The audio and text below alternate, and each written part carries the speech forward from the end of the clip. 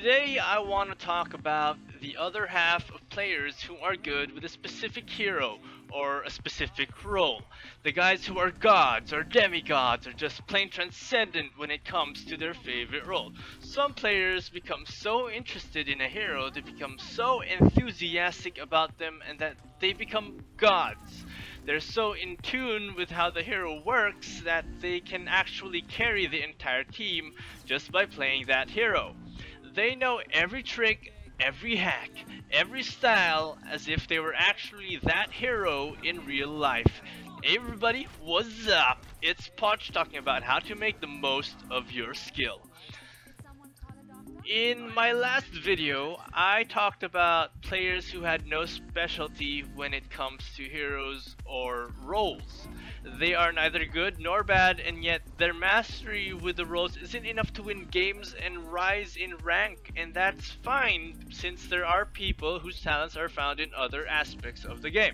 But this time, we talk about the people who are specialists when it comes to a certain role and how you can utilize this to gain ranks in competitive Overwatch. And no, you don't have to be in Diamond.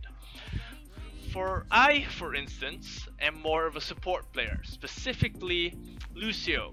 When I play Lucio, I'm a god. I wall ride, I play with the environment, I know the perfect timing for speed boosts and heal switching. I know how to fully maximize the use of my knockback, and I know when to push enemies off vantage points and all that.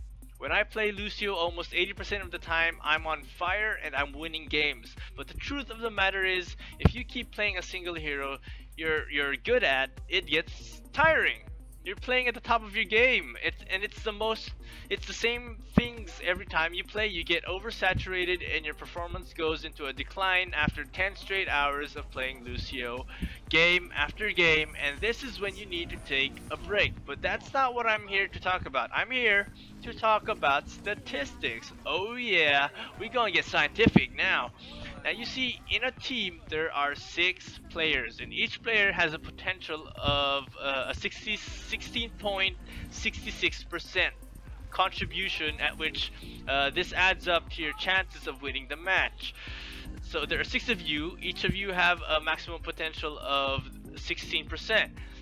This, of course, is with the knowledge that the maximum output a single player can contribute is 16%, and not everyone is going to be able to reach the maximum amount of contribution.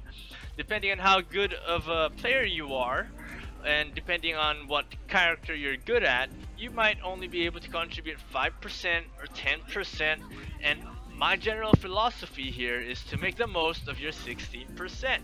How do you do that? You play your best role. You want the enemy team to feel your 16%.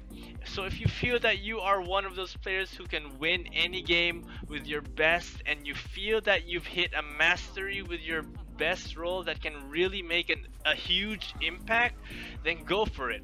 You, my friend, are securing your 16% chance to win the game, which is far better than being forced to play a tank role where you can only contribute a 5% winning chance. And let people know about it. Don't be the guy who says nothing and mutes everything. Say something and you'll be surprised at how people will be willing to adjust for you. But you gotta make sure that you aren't going to be a letdown. Oftentimes I get into a game where someone picks Lucio just for the sake of having a stable support, but have no clue on how to maximize his potential. So I immediately tell people that I play Lucio, I main him, can I play him so that someone else can take on the DPS role, which I suck at. Someone who could potentially be better than me at DPS could be filling that role.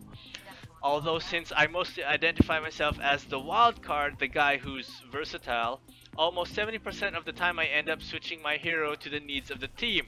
But it helps to make the most of your 16%. Which comes to my second point, that you don't need a tank to win games, nor do you need a support to win games, especially if you're in the lower ranks of bronze to silver. Once you reach gold, maybe your team will need a little bit more of structure, but it's not set in stone. You don't need a tank every single game. It definitely helps, But if you're so good with your character that you can actually win without a tank, then why not do it? They are not a must, since I've won some tough games without supports and tanks. They were tough, but we still won. And now on to my third point.